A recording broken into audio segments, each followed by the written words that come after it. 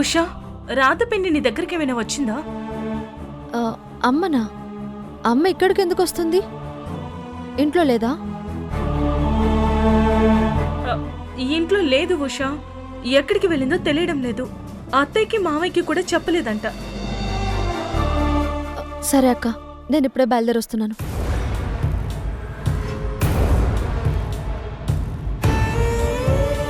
ఏమైంది ఉషా?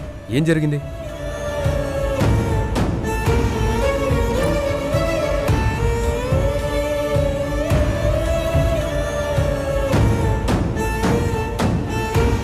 నేను బయలుదేరుతాను బావగారు. పదమ్మా, నేను నీతో వస్తాను. వద్దు బావగారు, ఈ ప్రాజెక్ట్ చాలా ఇంపార్టెంట్ కదా. ఇది మీరు కంప్లీట్ చేయండి, నేను వెళ్తాను. సరే, జాగ్రత్తగా వెళ్ళు.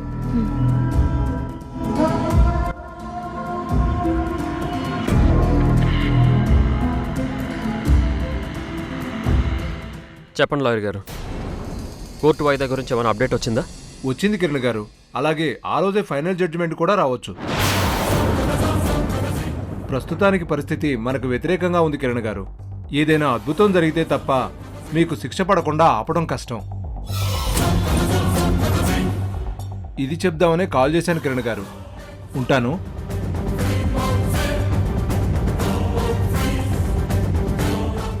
కిరణ్ బాబు,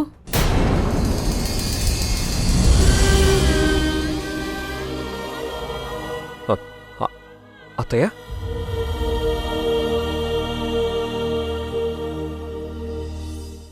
అత్తయ్య మీరిలా? తప్పేదో ఒప్పేదో చెప్పగలిగే శక్తి, నిలదీసే ధైర్యం నాకు లేదయ్యా. కట్టుకున్న భర్త కళ్ళ ముందే కాలమైపోయాడు. కన్న కూతురు కన్నీట మధ్య కరిగిపోతుంది. అత్తయ్య అలా అనకండి. ఉష మీ విషయంలో పిచ్చిగా ప్రవర్తిస్తుందని నాకు తెలుసు బాబు. లోకం దృష్టిలో తను ఎలా ఉన్నా కానీ నా దృష్టిలో తనింకా చిన్న పాపే. తనకి లోక జ్ఞానం తక్కువ, మీ మీద ప్రేమ ఎక్కువ.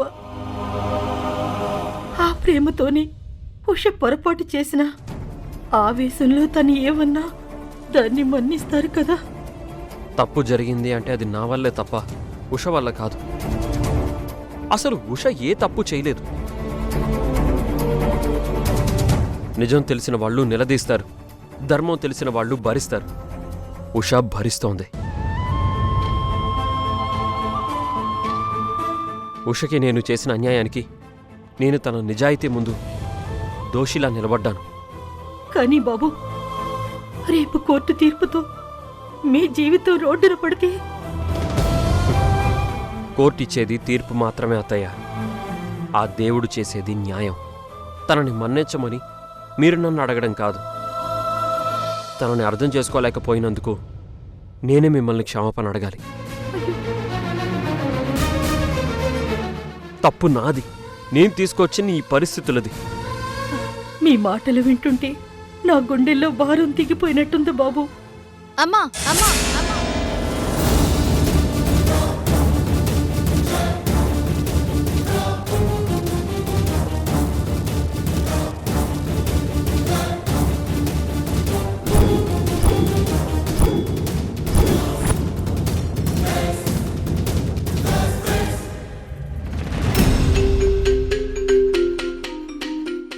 నువ్వు ఇక్కడికి వస్తావని నాకు తెలుసు.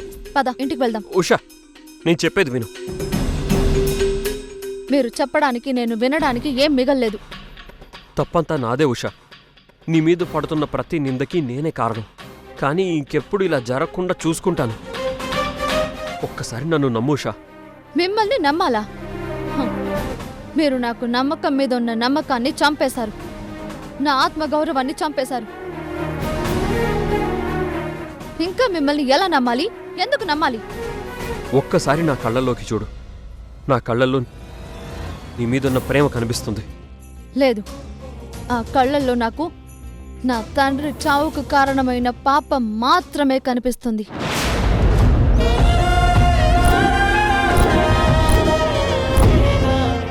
అలా మాట్లాడుకుషా. కిరణ్ బాబు పశ్చాత్తాపడుతున్నారు కదా. పశ్చాత్తాపం పాపాన్ని మాత్రమే కడిగేస్తుందమ్మా. పోగొట్టుకున్న ప్రాణాన్ని, దూరం చేసుకున్న పరువుని తీసుకురాదు. ప్లీజ్ నా పరిస్థితిని అర్థం చేసుకో. నేను మిమ్మల్ని అర్థం చేసుకోవాలా? ఎందుకు అర్థం చేసుకోవాలి? ఏమని అర్థం చేసుకోవాలి?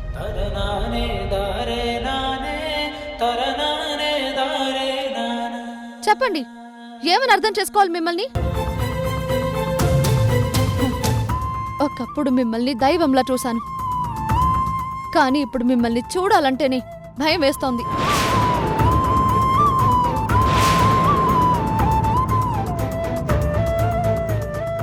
నమ్మకం ఉన్న చోట నిశ్శబ్దం కూడా హాయిగా ఉంటుంది, కానీ ఆ నమ్మకం పోయాక ఆ హాయి కూడా ముళ్ళలాగా గుచ్చుకుంటుంది. ఇప్పుడు మీ ప్రతి మాట ఒక ముళ్ళులా గుచ్చుకుంటుంది. నువ్వు చెప్తుందంతా నిజమే, కానీ నాకు ఒక్క అవకాశం ఇవ్వలేవా? నాకు మన బంధం మీదే ఆశ చచ్చిపోయాక మీకు అవకాశం ఎలా ఇవ్వగలను?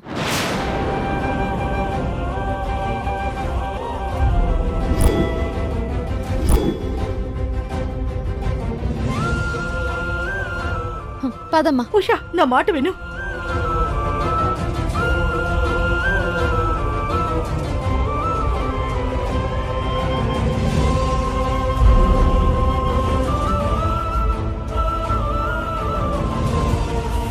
నేను నీకు మాటిస్తున్నాను ఉషా, నువ్వు ఇవ్వని అవకాశాన్ని నేను ఆయుధంగా మార్చుకొని నీకు మళ్ళీ దగ్గరవుతాను.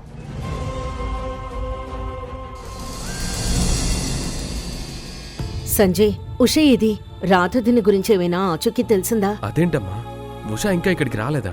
రాలేదురా. అసలు ఎక్కడికి వెళ్ళిందో కూడా తెలీదు. అదేంటి, అత్తయ్య కోసమే కదా ఉషా ఆఫీస్ నుంచి అర్జెంటుగా బయటికి బయలుదేరింది. వాళ్ళ అమ్మ ఎక్కడుంటుందో తనకి తెలుసని తనని తీసుకొస్తానని వెళ్ళింది.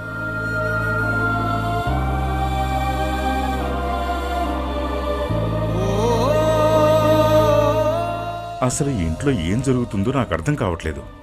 సరే, నువ్వు ఒకసారి ఉషా కాల్ చేసి చూడు. ఆల్రెడీ ట్రై చేశాను నాన్న, ఫోన్ స్విచ్ ఆఫ్ వస్తుంది. ఉషా, ఉషా, నా మాట వినవే. ఉషా, నా మాట వినవే. ఉషా, నా మాట వినమ్మా. ఉషా, ఉషా, నా మాట వినవే. ఉషా.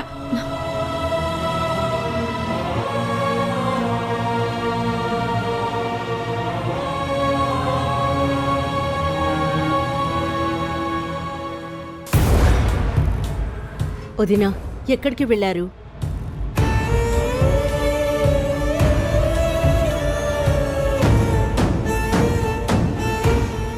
పిన్ని, మీ గురించి మేమెంత టెన్షన్ పడ్డామో తెలుసా?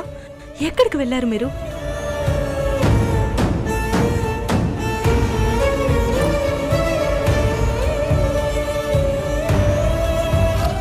అడుగుతున్నారు కదా, చెప్పు.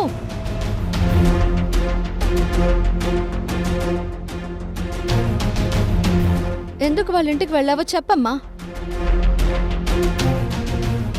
ఆ ఇంటికి ఎందుకు వెళ్ళావో చెప్పమ్మా.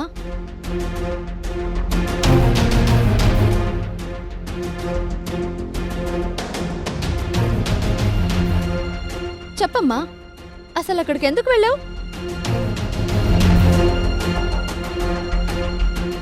ఉషా, ఒక్కసారి నేను చెప్పేది వినవే. నా జీవితాన్ని అగ్నిగుండంలా మార్చిన మనిషి దగ్గరికి నువ్వెందుకు వెళ్ళావు?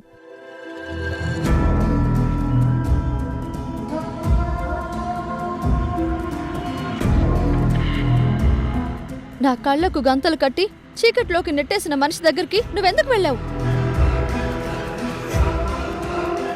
నా ఆత్మగౌరవాన్ని కోర్టు మెట్ల మీద తాకట్టు పెట్టిన మనిషి దగ్గరికి నువ్వెందుకు వెళ్ళావమ్మా? నిజం తెలిసిన వాళ్ళు నిలదీస్తారు, ధర్మం తెలిసిన వాళ్ళు భరిస్తారు. ఉషా భరిస్తోంది. తనని మన్నించమని మీరు నన్ను అడగడం కాదు, తనని అర్థం చేసుకోలేకపోయినందుకు నేనే మిమ్మల్ని క్షమాపణ అడగాలి. ఉషా, కిరణ్ బాబు మంచివాడేనమ్మా.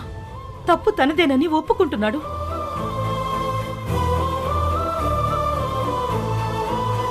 తప్పు తనదేనని ఆయనకిప్పుడు అర్థమైందా? లేకపోతే ఇప్పుడు వచ్చి తప్పు నాదే అంటే జరిగిన అన్యాయం వెనక్కొస్తుందా? చెప్పమ్మా. ఆయన నువ్వు ఆయన దగ్గరికి వెళ్ళింది న్యాయం అడగడానికి కాదు, ఆయన్ని నా పైన దయ చూపించమని వేడుకోవడానికి, అంతేనా? ఉషా, కిరణ్కి నీ పైన ఎంత ప్రేముందో నీకు తెలుసు కదా. ఎందుకు ఇలా మాట్లాడుతున్నావు? ఇప్పుడు ఆ ప్రేమ నాకు అవసరం లేదక్కా. నా కూతురు ఎలా మాట్లాడుతుందో చూసారా అన్నయ్య?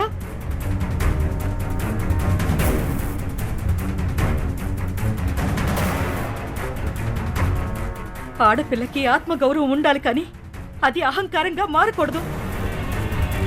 ఇది ఇలాగే మొండికేస్తే దీని జీవితం నాశనం అయిపోతుందన్నయ్య.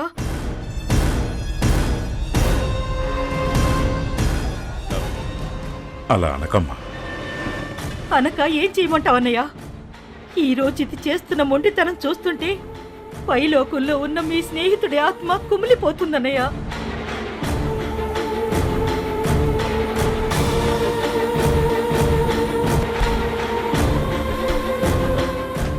నీ బాధని మేము అర్థం చేసుకోగలమమ్మా. నువ్వు కూడా ఉషా తన మనసులో పడుతున్న బాధని అర్థం చేసుకోవాలి.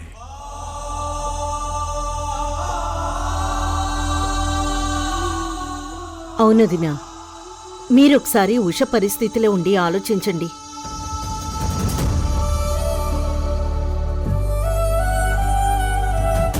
ఉష గురించి మీరు బెంగపడకండి వదినా. మంచి మనసున్న ఉషకి ఎప్పటికైనా మంచే జరుగుతుందని మాకు నమ్మకం ఉంది.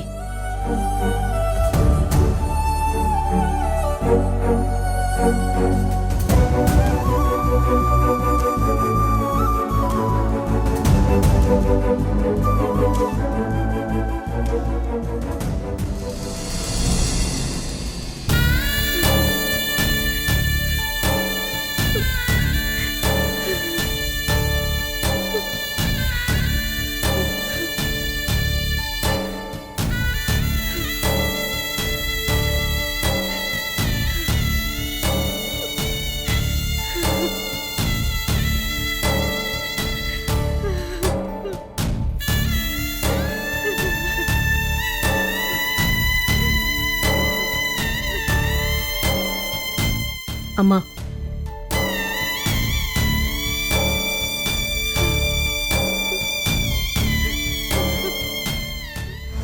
ఆపండి.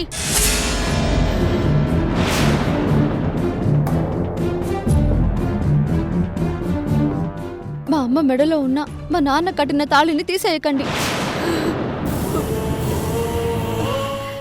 మా అమ్మకి పసుపు కుంకుమలు దూరం చేయకండి.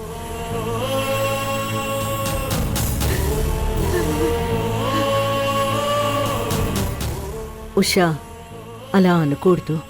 ఇది తరతరాలుగా వస్తున్న ఆచారం, జరిపించి తీరాలి. అత్తయ్య, నేను మాట్లాడుతున్నది ఆచార వ్యవహారాల గురించి కాదు, అనుబంధాల గురించి. దయచేసి నా బాధను అర్థం చేసుకోండి.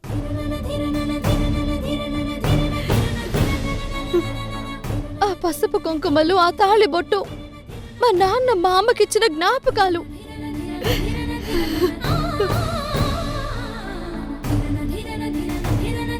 ఆ జ్ఞాపకాలను చెరిపేసి నన్ను మా అమ్మను బాధ పెట్టొద్దు. మా అమ్మతో 7 అడుగులు నడిచిన మా నాన్న 7 జన్మల దాకా తనతో ఉంటాడన్న ఆలోచన మా అమ్మకి మిగిలాలి అంటే అమ్మ మెడలో తాళిబొట్టు ఉండి తీరాలి.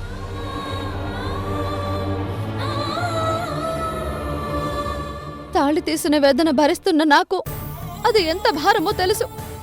ఆ బాధను మళ్ళీ ఇప్పుడు మా అమ్మ భరిస్తుంటే నేను చూడలేను, చూసి తట్టుకోలేను.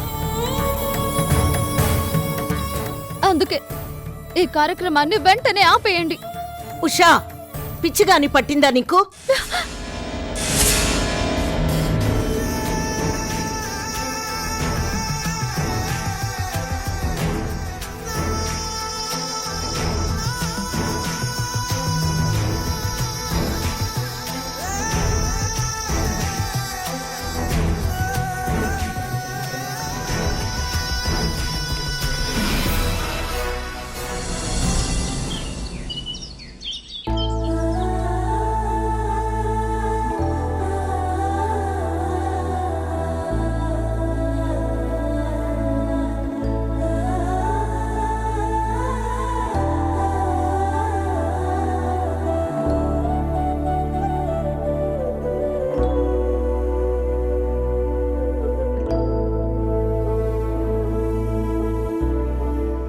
అత్తయ్య, నేను ఆఫీస్కి వెళ్ళొస్తాను. సరేనమ్మా.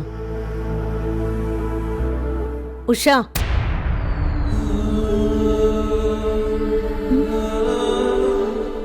చెప్పండి అత్తయ్య. మీ అమ్మ పరిస్థితి చూస్తుంటే నాకు చాలా బాధగా ఉందమ్మా.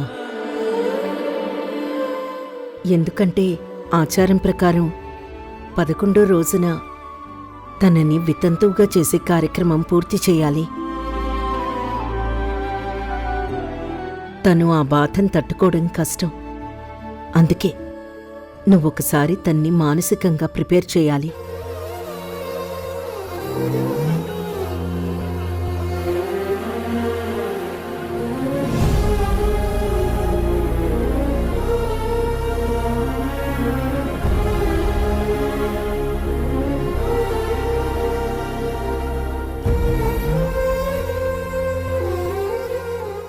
ఏమైంది ఉషా? దేని గురించి ఆలోచిస్తున్నావు? ఆ, ఏం లేదత్తయ్య. నాకెందుకో అమ్మకి ఆ కార్యక్రమం చేయడం కరెక్ట్ అనిపించట్లేదు. అదేంటి ఉషా? అది ఆచారం. మనం ఆచారాన్ని ఎలా కాదంటాం? ఆచారమే అత్తయ్య. కానీ ఒక మధ్యతరగతి ఆడది లోకంలో ఏమున్నా లేకపోయినా తనకి ఆడతను ఉంటే చాలు అనుకుంటుంది. నీ మనసు నేను అర్థం చేసుకోగలనమ్మా. కానీ లోకం ఏమనుకుంటుందో కూడా ఒకసారి ఆలోచించు. లోకం కోసం నా తల్లి మనసు నేను గాయపరచలేనత్తయ్య. అర్థం చేసుకోండి ప్లీజ్. Madam, courier.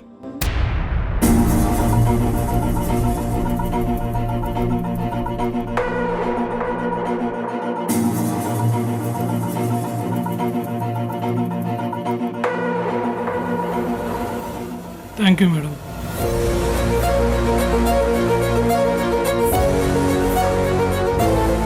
హారిక, ఎక్కడి నుంచమ్మా? కోర్టు నుండి నోటీస్ వచ్చింది అత్తయ్య.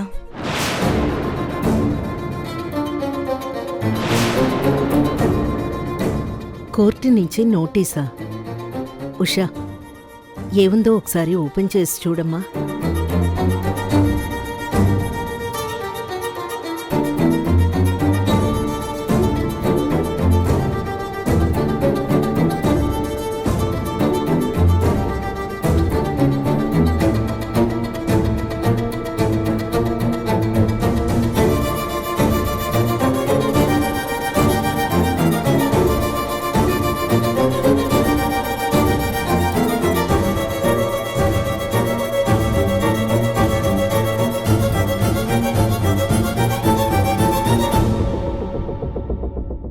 ఏమైంది ఉషా? ఆ నోటీస్ దేని గురించి వచ్చింది?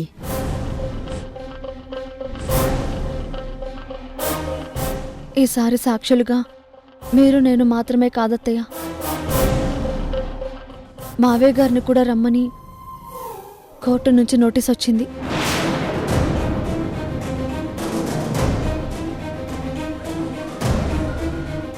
చూసారా అత్తయ్య, ఇంతకు ముందు నేను మీతో మాట్లాడిన మాటలు దేవుడు విన్నాడనుకుంటా. ఎందుకంటే 11 రోజుల కార్యక్రమం చేసే రోజే కోర్టు వాయిదా కూడా ఉంది. అంటే ఆ రోజు మనం కోర్టుకు వెళ్ళాలి.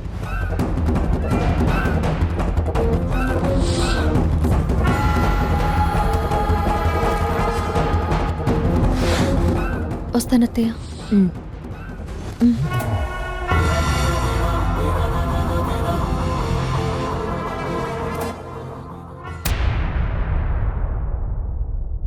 సారు, ఏంటి బాసు? Coffee sir. అక్కడ పెట్టు. ఎక్కడ సార్? నా నెత్తి మీద పెట్టు. ఓకే. ఏయ్, ఏం చేస్తున్నావురా? మీరే కదా సార్ నెత్తి మీద పెట్టమన్నారు, అందుకే నెత్తి మీద పెడుతున్నాను. నేనేదో మాట వరుసకి నెత్తి మీద పెట్టంటే నిజంగా నెత్తిని పెట్టేస్తావా? ఆఫీస్లో బాస్ ఎలా చెప్తే అలా చేరా పిచ్చి బాస్ అని చెప్పింది సార్ మా లేడీస్. అందుకే మీరు ఎలా చెప్తే అలా చేస్తున్నా. నువ్వు ఇలాంటి తింగర్ పనులు తెలిసి చేస్తున్నావో తెలియక చేస్తున్నావో నాకు అస్సలు అర్థం కావట్లేదురా. అక్కడ పెట్టు. మీకు విషయం చెప్పాలి సార్. చెప్పు. మీరు కోపన్నట్టు చెప్తా. విసిగించకుండా విషయం చెప్పు. ఈరోజు ఉషా మేడం రాలేదు సార్. ఉషా మేడం లేని ఆఫీసు బోసిపోయినట్టుంది అని నేనంటే మీకేమైనా అభ్యంతరమా? నేనిప్పుడు నీ చంప పగల కొడితే నీకేమైనా అభ్యంతరమా? అమ్మా, చాలా అభ్యంతరం సార్, నేను పోతా.